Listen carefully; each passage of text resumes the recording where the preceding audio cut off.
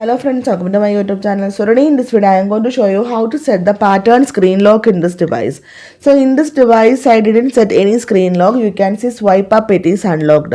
So let me show you how to set the pattern screen lock. For this, go to settings, then scroll down, tap on security and privacy, again scroll down, tap on device unlock.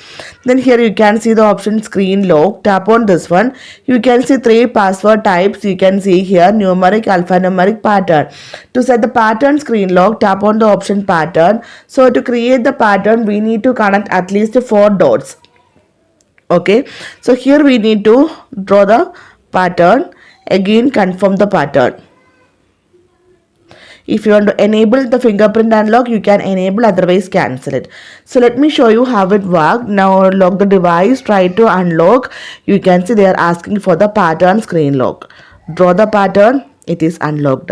So simply in this way you can set the pattern screen lock in this device. So hope you guys enjoy this video. Thank you for watching. Thank you. Bye bye.